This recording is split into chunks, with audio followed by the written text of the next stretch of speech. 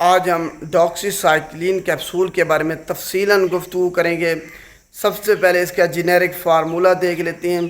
اس میں ڈاکسی سائکلین ہوتا ہے، اس میں 100 ملی گرام اس کیپسول میں ڈاکسی سائکلین ہوتا ہے۔ اب ہم اس کے فوائد کے بارے میں بات کرتے ہیں کہ آخر اس کو کس مقصد کے لیے استعمال کیا جا سکتا ہے۔ یہ ایک براڈ اسپیکٹرم اینٹی بائیوٹک ہے۔ یہ ہر قسم کے انفیکشن کے لیے، ہر قسم کے بیکٹیریا کے خلاف استعمال کی جا سکتی ہے، جن میں سے اگر آپ کو اینتھراکس ہے یا پھر ٹریولرز ڈائریا ہے، اگر آپ سفر کر رہے ہیں، سفر کے دوران آپ کو ڈائریا لگ جاتا ہے تو فرسٹ چوائس آف ڈرگ یہی ڈاکسی سائکلین ہوتی ہے۔ اس کے علاوہ آپ کو ایکنی ولگیرس ہے، ایکنی ہے، چھائیاں ہیں آپ کو، تو اس کے لیے یہ بیسٹ ٹریٹمنٹ سب سے پہلے ڈاکسی سائکلین کو استعمال کیا جا سکتا ہے۔ اگر آپ کو نیمونیا ہے، ریسپریٹری ٹریکٹ انفیکشن ہے، یورینری ٹریکٹ انفیکشن ہے، جی آئی ٹی انفیکشن ہے، اس کے علاوہ سیکسول ڈیزیزز ہیں، آپ کو ایڈلٹ گروتھ ہارمون ہے اس کی ڈیفیشنسی ہے آپ کو، اس کے علاوہ پروفائلیکسس آف ملیریا سے بچاؤ کے لیے احتیاطی تدابیر کے طور پر اس کو استعمال کیا جاتا ہے۔ ان علاقوں میں جہاں پہ ملیریا بہت زیادہ پایا جاتا ہے، مچھر، وہاں پہ ڈاکسی سائکلین استعمال کرنے سے آپ ملیریا سے محفوظ رہتے ہیں۔ اس کے علاوہ کہیں بھی آپ کو زخم ہے، سکن اینڈ سافٹ ٹیشو انفیکشن ہے، تو اس کے لیے اس کو استعمال کیا جا سکتا ہے۔ آپتھالمک انفیکشن ہے آپ کو، تو ہر بیماری کے علاج کے لیے یہ ڈاکسی سائکلین استعمال ہوتی ہے، تو یہ آپ نے اس کو ذہن میں رکھنا ہے۔ اب دیکھتے ہیں کہ کون لوگ اس کو استعمال نہیں کر سکتے۔ بچے جن کی عمر 8 سال سے کم ہے وہ اس کو استعمال نہیں کر سکتے۔ حاملہ خواتین اس کو ہرگز استعمال نہیں کر سکتی کسی بھی صورت میں۔ یہ آپ کے بچے میں ڈیفیکٹ پیدا کر دے گا اگر آپ اس کو حمل کے دوران استعمال کریں گی تو۔ اس کے علاوہ دودھ پلانے والی مائیں اس کو استعمال نہیں کر سکتی۔ دودھ میں اس کی مقدار جاتی ہے، جس کی وجہ سے بچے کو اس کے جو مضر سے اثرات ہیں وہ بچے میں ہو سکتی ہیں۔ تو حاملہ خواتین دودھ پلانے والی مائیں اس کو استعمال نہیں کر سکتی۔ وہ لوگ جن کو الرجی یا ہائپر سینسٹیوٹی ہے وہ بھی اس کو استعمال نہیں کر سکتے۔ اب ہم دیکھتے ہیں کہ کن ادویات کے ساتھ اس کو استعمال نہیں کرنا۔ وارفرین کے ساتھ آپ نے اس کو استعمال نہیں کرنا، فینیٹائن کے ساتھ آپ نے اس کو استعمال نہیں کرنا، الکوہل کے ساتھ آپ نے اس کو استعمال نہیں کرنا۔ اس کے علاوہ آئرن کنٹیننگ کوئی بھی سپلیمنٹ ہے اس کے ساتھ آپ نے اس کو استعمال نہیں کرنا۔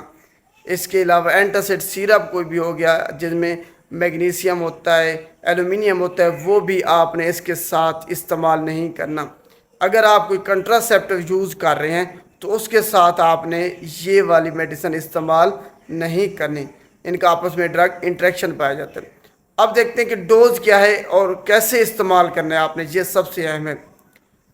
یہ اینٹی بائیوٹک اگر آپ نے اس کا دورانیہ پورا نہ کیا، ایک دن بھی کم کر دیا اس کی جو کھانے کا دورانیہ استعمال کرنے کا، تب آپ کو کوئی فائدہ نہیں ہونا، پوری آپ کی ٹریٹمنٹ ان ایفیکٹو ہو جانی۔ تو اگر 3 مہینے کا کورس ہے تو آپ نے 3 مہینے پورے کرنے ہیں، یہ ذہن میں رکھ لینا ہے۔ اور اس کی مقدار آپ نے جو سب سے پہلے شروع کرنی ہے وہ 200 ملی گرام سے شروع کرنی ہے۔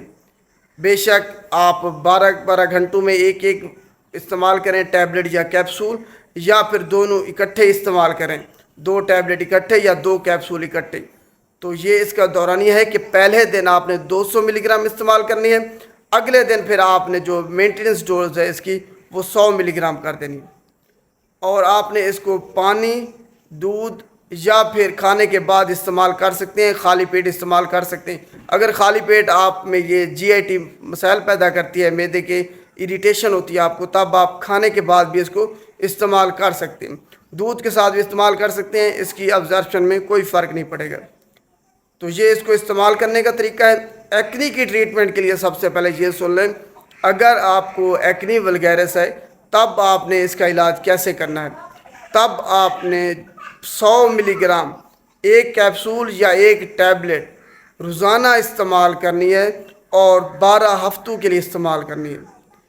12 ہفتے اگر آپ استعمال کریں گے تب آپ کی جو ایکنی ہے وہ ختم ہوگی۔ یہ نہیں ہے کہ آپ 7 دن ہفتہ استعمال کر لیں، 10 دن اور آپ کی ایکنی ختم ہو جائے گی، ایسا ہرگز نہیں ہے۔ یہ بیکٹیریوسٹیٹک ہے، اس جراثیم کو، بیکٹیریا کو جا کے یہ روک دیتی ہے اس کی گروتھ۔